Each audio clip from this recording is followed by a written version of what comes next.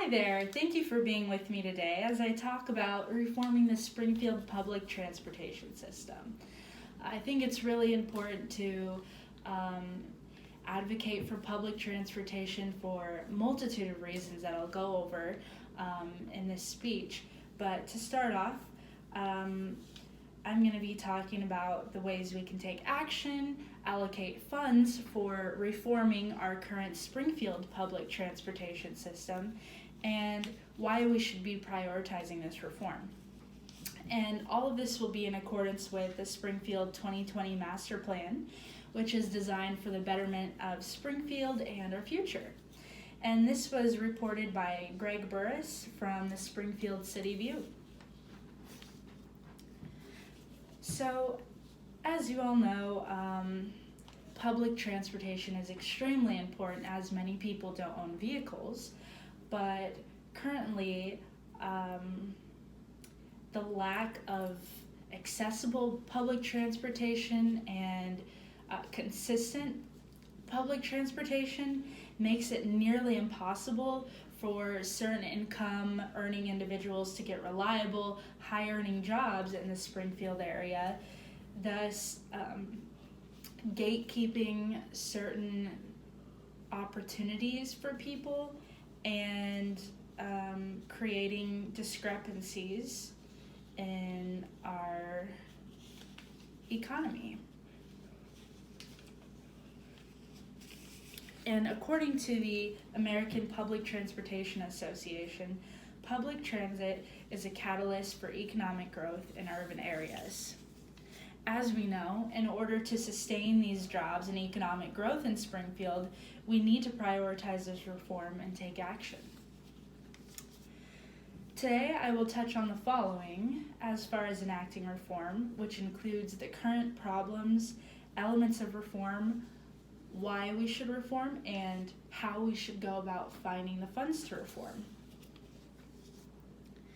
So currently, if you're interested in finding the bus routes or bus schedules, you go to the City Utilities Transit page, and all of this information is in accordance with that page now. They do bus routes daily between 6 a.m. to 6:30 p.m. No overnight routes past 11 p.m. on weekends. And on weekdays, half of their bus routes are still available past 6:30 p.m., but most routes stop running after 6:30 p.m. And I will go into why this is a problem a little bit later.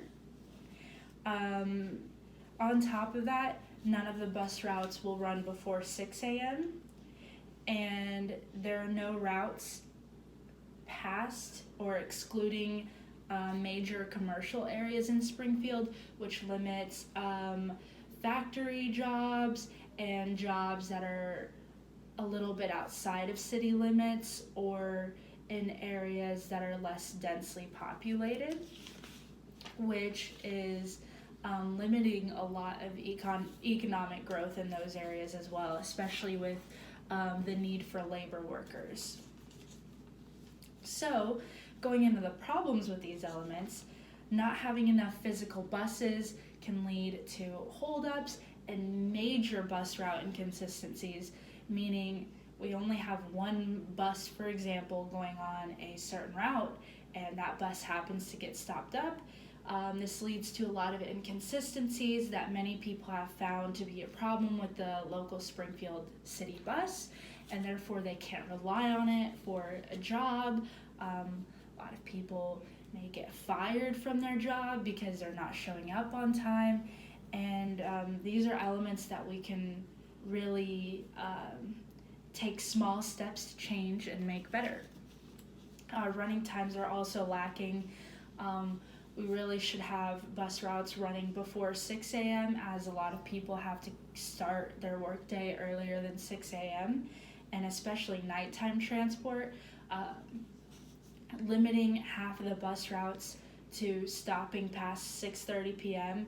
means many individuals can't leave work after 6:30, and as we know, a lot of places don't close until upwards to 8 p.m., 7 p.m., sometimes later, especially if you're working an overnight shift or, again, a labor job, a factory job. Sometimes those go overnight, and we currently don't have any overnight buses past 11 p.m.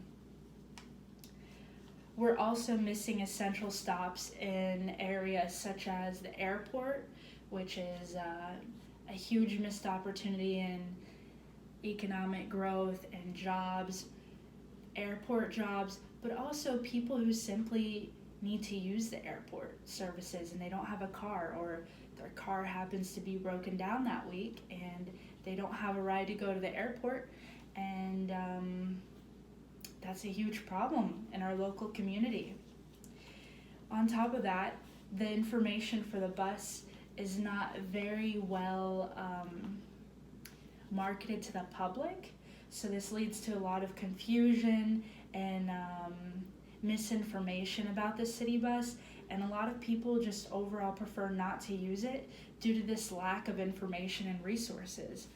This also creates the stigma and the social divide that public buses is only for a certain kind of individual, and so students, for example, who don't own a car may not feel safe taking the bus because of this stigma or this idea that our local community has surrounded its public transportation and public transit bus, the city utilities bus to be example.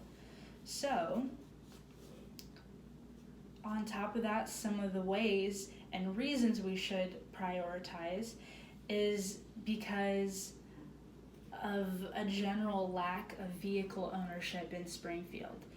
According to the data recorded by Mike Masig on governing, the majority of Springfield residents do not own vehicles and therefore do not have access to reliable transportation. This not only includes low-income families, but it includes families who are maybe considered middle class, as well as college students and anywhere in between. So this is a problem that not only targets one income, but it targets a whole level of people, especially if they're having car troubles that week and they simply don't have anybody to take them to work. According to the American Public Transportation Association, public buses allow for greater access to these jobs and therefore are essential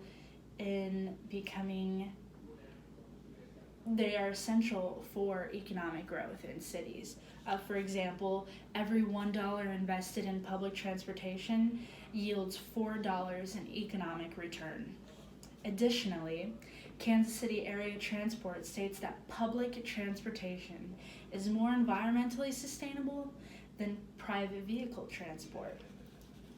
This is because we're limiting the amount of gas emissions that single passenger vehicles release, and having multiple passengers and people in one vehicle is cutting down extremely on the amount of gas emissions and toxins being released into the city. On top of that, increasing public transportation limits traffic, promotes walking, and advocates roadway safety.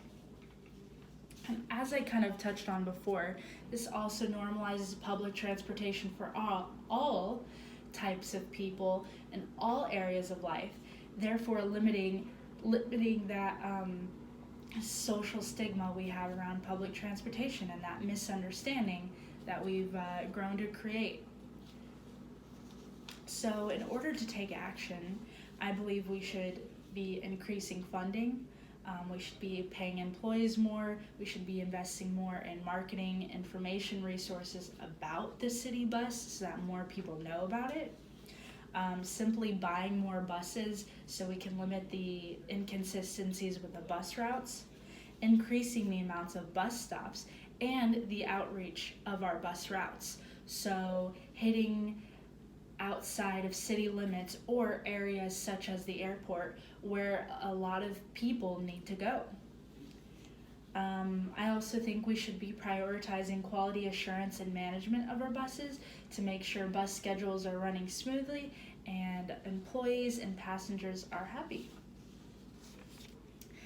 So, according to the National Conference of State Legislators, some of the ways that other cities allocate the funds for public transport is through state funding. Each state is allotted a certain amount of funds to go towards public transportation, and it is up to that state to use those funds however they see fit. And on top of that, we have local funding set for public transportation and bus passes. And the Department of Transportation also funds for city transit. So there's really no excuse as to why we can't be doing this and why we wouldn't have access to the funds. So to close my statement here, I think Springfield is making strides in the right direction. We have community outreach programs designed to focus on these needs and these funds according to Springfield Community Focus. But we do need to be doing more, and we can be doing more. And I'd like to remind you of the opportunities, the economic opportunities, and just the gain that we will grow, the gain that we will receive as a community in creating this reform. And I am looking forward to this endeavor for the advancement of Springfield's 2030 Master Plan.